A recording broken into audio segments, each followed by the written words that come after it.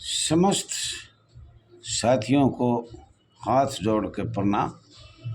भारतवर्ष के नगर सैनिक, होमगार्ड जवान, महिला जवान, स्वयंसेवक जवान, गृह रक्षक बल जवान, सभी को हाथ जोड़ के प्रणाम। साथियों, आपने बहुत अच्छे ध्यान से सुना और मुझे बड़ी खुशी हुई। जो भी हमने वीडियो चैनल बनाया, आपने उसको बहुत ध्यानपूर्वक सुना और दो तीन बार पढ़ा। All India home guard welfare association registered number 34,987 का अर्थ था कि स्वयंसेवक शब्द कहाँ से शुरू हुआ और कहाँ से बनाया। तो वो हमने बताया था आपको, हम गुलाम तो परंपरा से हैं, क्योंकि काफ़ी लंबे समय तक, लेकिन उसको जहाँ से भी हमने पकड़ा है वो पकड़ किया है।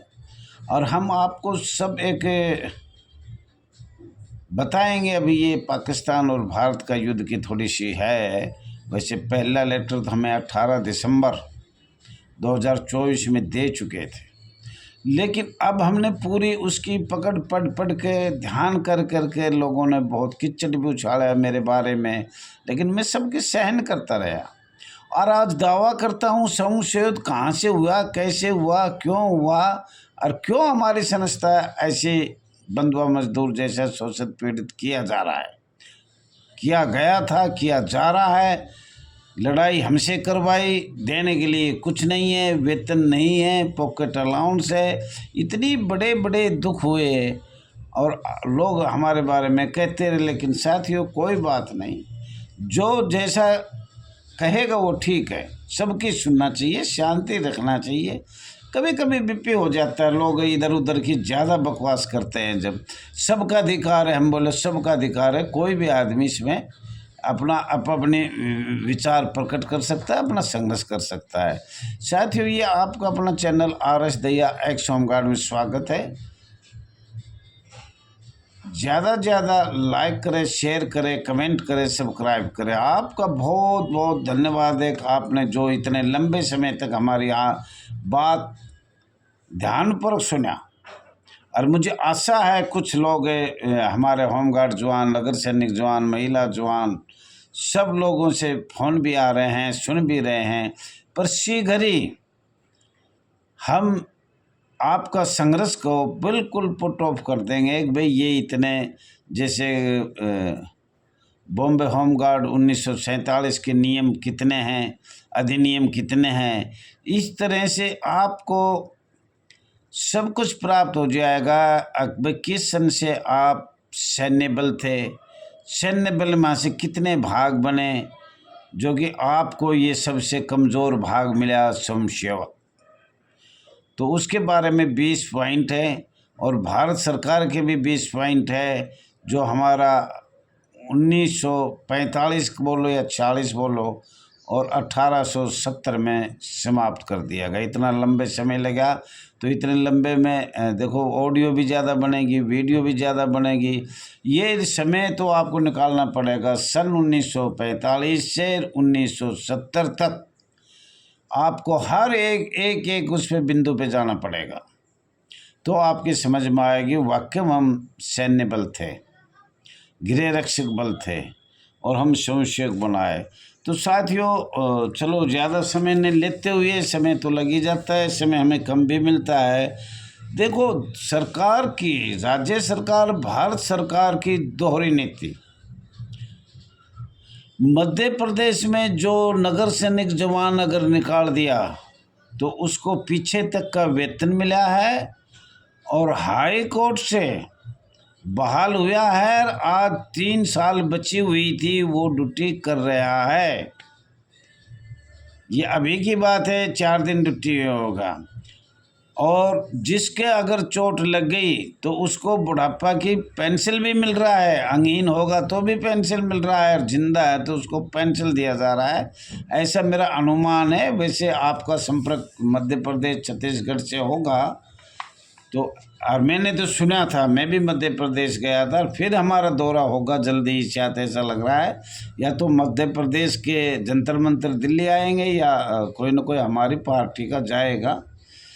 तो साथियों, ये आपको बता रहे हैं ये दोहरी नीति हमारे दिल्ली, हरियाणा और यूपी में बहुत महिलाओं की शिकायत आ रही है कि जी हम निकाल दिए और हाई कोर्ट से ऑर्डर आ गया, 2 महिला 2 जवानों का, एक महिला एक जवान ले लिया और एक महिला एक जवान छोड़ दिया।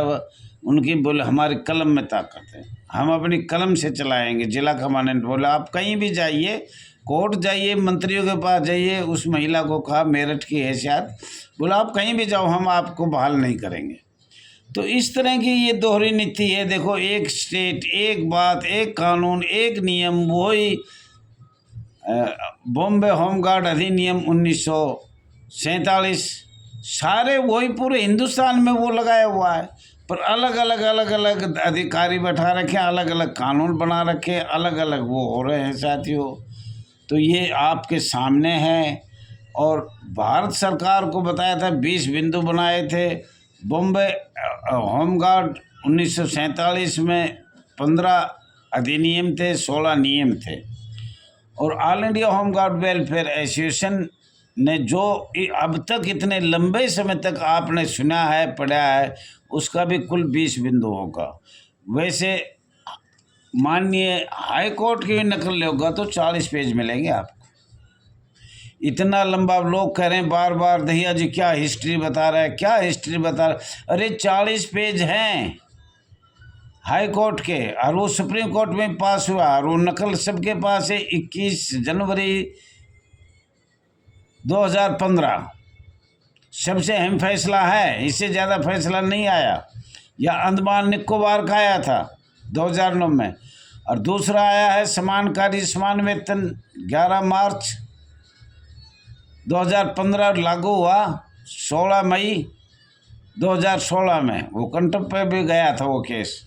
11 मार्च को तो कई लोगों ने छोड़ दिया था, कईयों ने कराया था।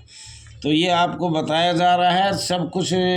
मुझे जहाँ तक उम्मीद है आपको एक दिन जल्दी शीघ्र बड़ा पोस्टर छपा कर आपको बताया जाएगा, ऐसी मैं आशा करता हूँ। और एक एक अक्षर बताया जाएगा, या हम हिंट रखेंगे, छोटे छोटे हिंट रखेंगे तो कम से कम बनेंगे तो 15 बनेंगे सेक्शन, बिंदु समझो। और उनके खोल को बताएंगे तो लंबा चलेगा ना, 20 के करीब है, और उसमें ए बे सेब भी है। तो साथियों, आज हम शुरू करते हैं नवंबर 1949 में।